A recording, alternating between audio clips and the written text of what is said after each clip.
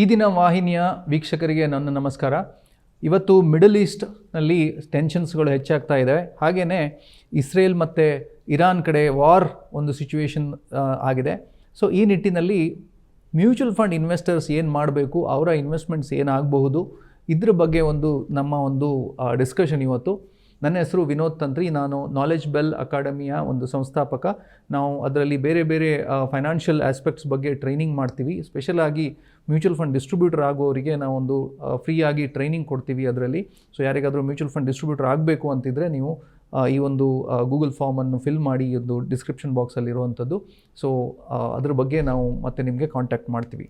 So coming back to the topic, ನಾವು ಇವತ್ತಿದ್ದು so Israel ಮತ್ತು ಇರಾನ್ ವಾರ್, ಹಮಾಸ್ ಇದರಲ್ಲಿ ಏನು ಆಗ್ತಾ ಇದೆ, ಸೊ ಇದು ಹೇಗೆ ಇಂಪ್ಯಾಕ್ಟ್ ಆಗ್ಬೋದು, ಇದಕ್ಕಿಂತ ಮುಂಚೆ ನಾವು ಮುಂಚೆ ಆಗಿರೋ ವಾರ್ಗಳು ಹೇಗೆ ಇಂಪ್ಯಾಕ್ಟ್ ಆಗಿದೆ ನಮ್ಮ ಒಂದು ಮಾರ್ಕೆಟ್ಸ್ಗಳಿಗೆ, ಅದ್ರ ಬಗ್ಗೆ ಮಾತಾಡ್ತೀವಿ. ನಾವು ಇವತ್ತು ಇನಿಷಿಯಲಿ ನಾವು ಮಾತಾಡ್ತಾ ಇರೋದು S&P Power 500 ಅದ್ರ ಬಗ್ಗೆ, ಅಂದರೆ US ಮಾರ್ಕೆಟಿಗೆ ಹೇಗೆ ಇಂಪ್ಯಾಕ್ಟ್ ಆಗಿದೆ. ಅದಾದಮೇಲೆ ನಾವು ಇಂಡಿಯನ್ ಮಾರ್ಕೆಟ್ಸಿಗೆ ಹೇಗೆ ಇಂಪ್ಯಾಕ್ಟ್ ಆಗಿದೆ ಇಂಥ ಸಿಚುವೇಶನ್ ಬಂದಾಗ ಅದ್ರ ಬಗ್ಗೆ ನಾವು ಮಾತಾಡ್ತಾ ಇದ್ದೀವಿ. ಯಾವುದೇ ಕಂಟ್ರಿಯಲ್ಲಿ ವಾರ್ ಅಂತ ಹೇಳಿದ ಕೂಡಲೇ ಒಂದು ಒಳ್ಳೆಯ ವಿಷಯ ಅಲ್ಲ, ಯಾಕಂತ ಹೇಳಿದ್ರೆ ತುಂಬ ಒಂದು ಜೀವಗಳು ಕಳ್ಕೊಳ್ತಾರೆ. ಸೊ ಆದರೆ ಒಂದು ಮಾರ್ಕೆಟು ರಿಯಾಕ್ಷನ್ ಆಗುತ್ತೆ ಇಂಥ ಒಂದು ಸಂದರ್ಭಗಳಲ್ಲಿ. ಸೊ ಜನರಲಿ ಅಂಡರ್ಸ್ಟ್ಯಾಂಡಿಂಗ್ ಏನು ಅಂತ ಹೇಳಿದ್ರೆ, ವಾರ್ ಸಿಚುವೇಶನ್ ಬಂದ ಕೂಡಲೇ ಈ ನಮ್ಮ ಸ್ಟಾಕ್ ಮಾರ್ಕೆಟ್ಸ್ಗಳೇನಿದೆ ಅದು ಇಮಿಡಿಯೇಟ್ಲಿ ನೆಗೆಟಿವ್ ಆಗಿ ರಿಯಾಕ್ಷನ್ ಆಗುತ್ತೆ ಅಂಥೇಳಿ. ಸೊ ಕೆಲವು ಡಾಟಾ ಹೇಳುತ್ತೆ ಹೌದು ಇದು ರಿಯಾಕ್ಷನ್ ಆಗುತ್ತೆ ಅಂಥೇಳಿ. ಸೊ ನಾವು ನೋಡೋಣ. ಸೊ ವರ್ಲ್ಡ್ ವಾರ್ I ಆದಾಗ 1914 ಸೊ S&P 500 ಇಂಡೆಕ್ಸ್ ಏನಿದೆ ಅದು ಸುಮಾರು 18%ಗಳಷ್ಟು ನೆಗೆಟಿವ್ ಬಂದಿತ್ತು. 3 ತಿಂಗಳಲ್ಲಿ 18% ನೆಗೆಟಿವ್ ಆಗಿತ್ತು ಅಂತ ಹೇಳಿದ್ರೆ ಅಲ್ಲಿದ್ದು ಒಂದು ಸೂಚ್ಯಾಂಕ ಏನಿದೆ ಅದು 18% ನೆಗೆಟಿವ್ ಆಗಿತ್ತು. ಹಾಗೆಯೇ ವರ್ಲ್ಡ್ ವಾರ್ II ಬಂದಾಗ ಸುಮಾರು 30% ಒಂದು ನೆಗೆಟಿವ್ ಬಂದಿತ್ತು ಮಾರ್ಕೆಟ್ ಅಲ್ಲಿದ್ದು S&P 500. ಹಾಗೆಯೇ ಗಲ್ಫ್ ವಾರ್ ನೆನಪಿರ್ಬೋದು ನಿಮಗೆ, 1990 S&P 500 ಏನಿದೆ ಅದು ಸುಮಾರು 15% ನೆಗೆಟಿವ್ ಹೋಗಿತ್ತು. ಸೊ 1990 ಇರಾಕ್ ಏನಿದೆ ಕುವೈತ್ ಮೇಲೆ ಒಂದು ಅಟ್ಯಾಕ್ ಮಾಡಿದಾಗ 3 ಡೇಸಲ್ಲಿ 6% ನೆಗೆಟಿವ್ ಆಗಿತ್ತು ಓವರಾಲ್ ಮಾರ್ಕೆಟ್. ಸೊ ಆದರೆ ಎವ್ರಿ ಟೈಮ್ ಮಾರ್ಕೆಟ್ ಇಂಥ ಒಂದು ವಾರ್ ಸಿಚುವೇಶನ್ ಬಂದ ಕೂಡಲೇ ಅಥವಾ ಒಂದು ಕಂಟ್ರಿ ಇನ್ನೊಂದು ಕಂಟ್ರಿ ಮೇಲೆ ಅಟ್ಯಾಕ್ ಮಾಡಿದ ಕೂಡಲೇ ನೆಗೆಟಿವ್ ಹೋಗುತ್ತೆ ಅಂತ ಹೇಳೋ ಒಂದು ವಿಷಯಗಳು, ಕಂಪ್ಲೀಟ್ಲಿ ನೆಗೆಟಿವ್ ಹೋಗುತ್ತೆ ಅಂತ ಏನೂ ಇಲ್ಲ, ಕೆಲವು ಸರ್ಪ್ರೈಸಸ್ಸು ಕೊಡುತ್ತೆ. ಸೊ ಮಾರ್ಕೆಟ್ ಹೇಗೂ ಅನ್ಪ್ರಿಡಿಕ್ಟೇಬಲ್ ಅಂತ ನಾವು ಏನು ಹೇಳ್ತೀವಿ, ಸೊ ಹೀಗೇ ಅನ್ಪ್ರಿಡಿಕ್ಟೇಬಲ್ ಒಂದು ಸಿಚುವೇಶನ್ಸ್ಗಳು ಇದೆ. ಸೊ ಕೊರಿಯನ್ ವಾರ್ ಆದಾಗ 1950 to 1953 ತನಕ ಆಗಿತ್ತು. ಅಲ್ಲಿ ಡೌ ಏನಿದೆ ಒಂದು ಇಂಟರ್ನ್ಯಾಷನಲ್ ಮಾರ್ಕೆಟ್ ಅಂತ ಏನು ಹೇಳ್ತೀವಿ ಅದು 16% ರಿಟರ್ನ್ ಕೊಟ್ಟಿತ್ತು ಪಾಸಿಟಿವ್ ಆಗಿ. ಹಾಗೆ 1991 ಸದ್ದಾಮ್ ಹುಸೇನ್ ಕಾನ್ಫ್ಲಿಕ್ಟ್ ಏನು ಬಂದಿತ್ತು ಆಗ ಒಂದು ಹೀಟ್ ಸಿಚುವೇಶನ್ ಆಗಿತ್ತು. ಅಂಥ ಒಂದು ಟೈಮಲ್ಲಿ 17% ರಿಟರ್ನ್ಸ್ ಕೊಟ್ಟಿದೆ ಡೌ ಅಂತ ಹೇಳಿದ್ರೆ ಇಂಟರ್ನ್ಯಾಷನಲ್ ಮಾರ್ಕೆಟ್ಸ್ ಏನಿದೆ ಒಂದು 17% ಪಾಸಿಟಿವ್ ರಿಟರ್ನ್ಸ್ ಕೊಟ್ಟಿದೆ. ಹಾಗೆಯೇ ಇರಾಕ್ ವಾರ್ ಇರಾಕ್ ವಾರ್ ಇದ್ದಾಗ ಯುರೋಪಿಯನ್ ಸ್ಟಾಕ್ ಮಾರ್ಕೆಟ್ ಏನಿದೆ ಅದು ಪಾಸಿಟಿವ್ ಆಗಿ ಜಂಪ್ ಆಗಿತ್ತು 2003. ಹಾಗೆಯೇ ಬೇರೆ ಬೇರೆ ಸಿಚುವೇಶನ್ಸ್ಗಳು ನಾವು ನೋಡಿದ್ವಿ. ಸೊ ಸರ್ಪ್ರೈಸ್ ಏನಂತ ಹೇಳಿದ್ರೆ ಕೆಲವು ಸಲ ಮಾರ್ಕೆಟ್ಸು ಪಾಸಿಟಿವ್ ಆಗಿ ರಿಯಾಕ್ಟ್ ಆಗುತ್ತೆ ಕೆಲವು ಒಂದು ವಾರ್ ಸಿಚುವೇಶನ್ಸ್ಗಳಲ್ಲಿ. ಸೊ ಇದೊಂದು ಒಂದು ಸರ್ಪ್ರೈಸ್ ಅಥವಾ ಒಂದು ಅನ್ಸರ್ಟನಿಟಿ ಇನ್ ದ ಮಾರ್ಕೆಟ್ ಅಂತ ನೀವೇನು ಹೇಳ್ತೀವಿ. ಸೊ ಪಾಸಿಟಿವ್ ಸರ್ಪ್ರೈಸಸ್ಸು ಇರುತ್ತೆ, ನೆಗೆಟಿವ್ ಸರ್ಪ್ರೈಸಸ್ಸು ಇರುತ್ತೆ. ಸೊ ಹೀಗೆ ಒಂದು ರಿಯಾಕ್ಟ್ ಆಗಿದೆ. ಸೊ ಇದರಿಂದ ನಾವು ಏನು ಅರ್ಥ ಮಾಡ್ಕೊಳ್ಬೇಕು, ಇಲ್ಲಿ ನಾನೊಂದು ಚಾರ್ಟ್ ತೋರಿಸ್ತಾ ಇದ್ದೀನಿ, ಇದರಲ್ಲಿ ನೋಡಿ. So world war II 11.8%, Korean ವಾರಲ್ಲಿ 19%, ಸೊ ಹೀಗೆ ವಿಯೆಟ್ನಾಂ ವಾರಲ್ಲಿ 6.96% ಮಾರ್ಕೆಟ್ ಪಾಸಿಟಿವ್ ಆಗಿ ರಿಯಾಕ್ಷನ್ ಆಗಿದೆ. ಇದು ಒಂದು surprising behaviour of the market for different situations ಅಂತ ಹೇಳ್ಬೋದು. ಸೊ ಆದರೆ ನಾವು ಏನಾಗುತ್ತೆ ಅಂತ ಹೇಳಿದ್ರೆ ನಾವೊಂದು ಸ್ಟಡಿ ನೋಡಿದ್ವಿ, ಒಂದು ಡಾಟಾ ತೆಗೆದು ನೋಡಿದ್ರೆ ಇದರಲ್ಲಿ ಏನು ಹೇಳುತ್ತೆ ಅಂತ ಹೇಳಿದ್ರೆ ಗೌರ್ಮೆಂಟ್ ಆಟೋಮೆಟಿಕ್ಲಿ ಒಂದು ವಾರ್ ಇದೆ ಅಂತ ಹೇಳಿದ ಕೂಡಲೇ ಗೌರ್ಮೆಂಟ್ ತನ್ನ ಬೇರೆ ಪ್ರಾಜೆಕ್ಟ್ಸ್ಗಳ ಕಡೆಗೆ ಕಡಿಮೆ ಒಂದು ಫೋಕಸ್ ಕೊಟ್ಟು straight forward war related spending, defence spending ಮೇಲೆ ಖರ್ಚು ಮಾಡುತ್ತೆ.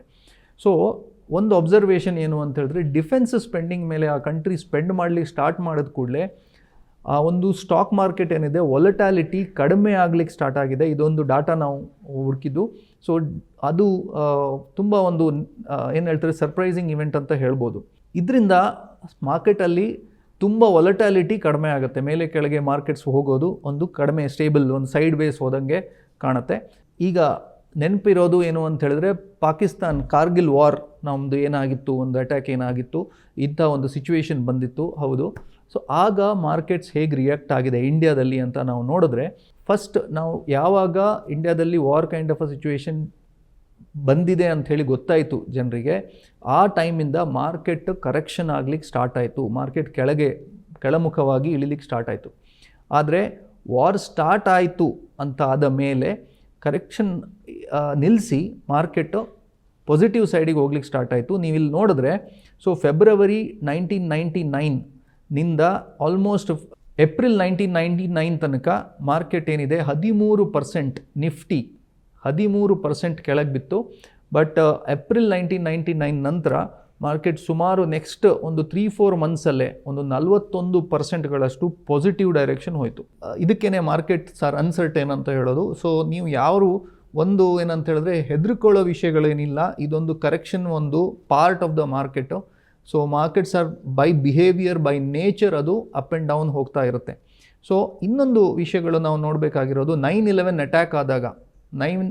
ಅಟ್ಯಾಕ್ ಆದಾಗ ಇನಿಷಿಯಲ್ 2 ವೀಕ್ಸಲ್ಲಿ ಮಾರ್ಕೆಟ್ ಏನಿದೆ ಒಂದು 15% ತನಕ ಬಿತ್ತು.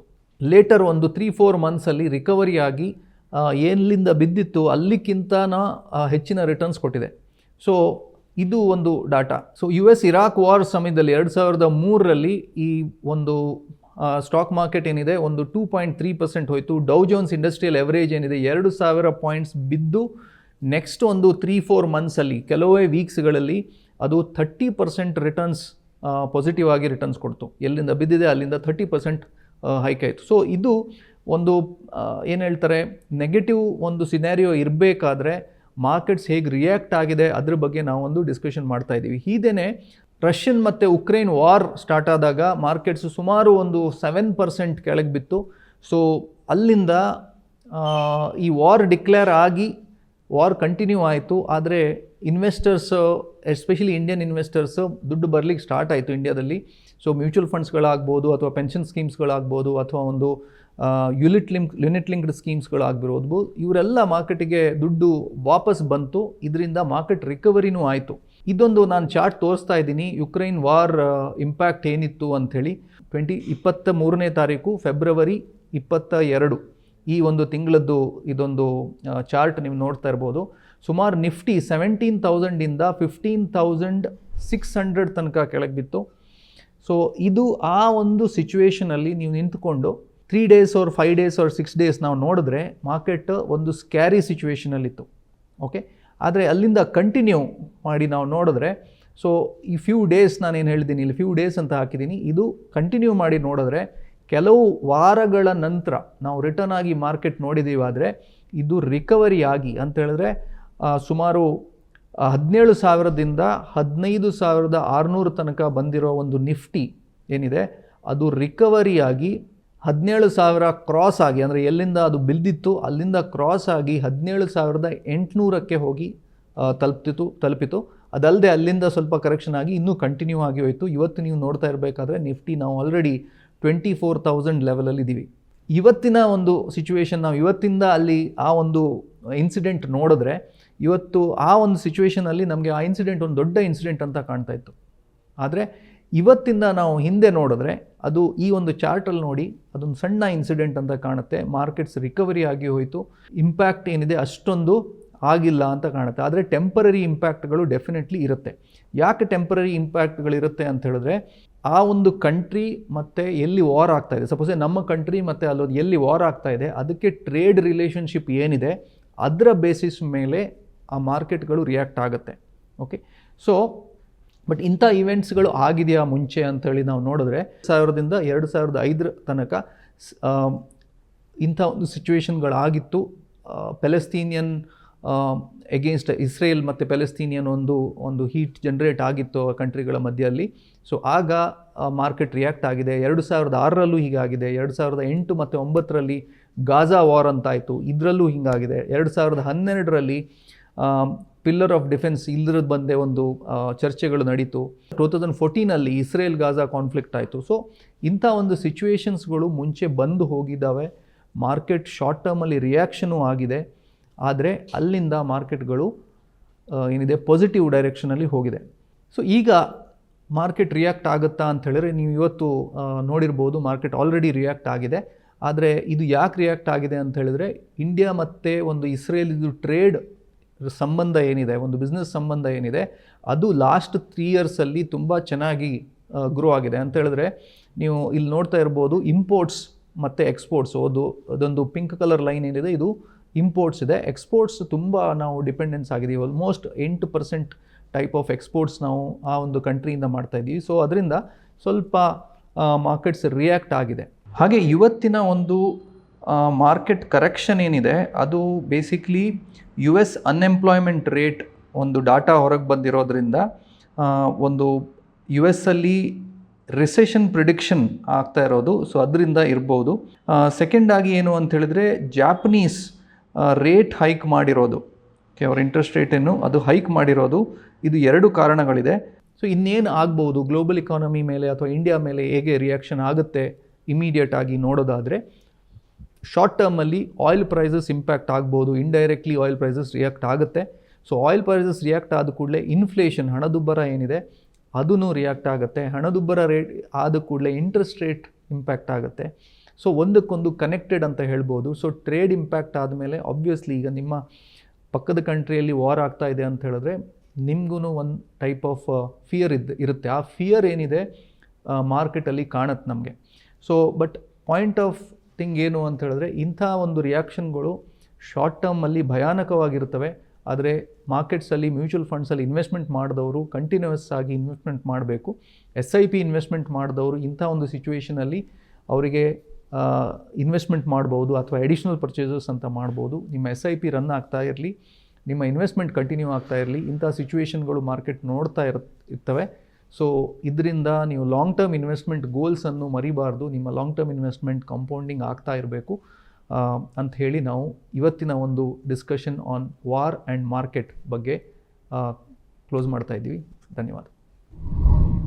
ಮತ್ತಷ್ಟು ವಿಶೇಷ ವಿಡಿಯೋಗಳನ್ನು ನೋಡಲು ಮತ್ತು ಹೊಸ ವಿಡಿಯೋಗಳ ಬಗ್ಗೆ ತಿಳಿಯಲು eDina.com ಯೂಟ್ಯೂಬ್ ಚಾನೆಲ್ ಸಬ್ಸ್ಕ್ರೈಬ್ ಮಾಡಿ ಮತ್ತು ಬೆಲ್ ಐಕಾನ್ ಕ್ಲಿಕ್ ಮಾಡಿ.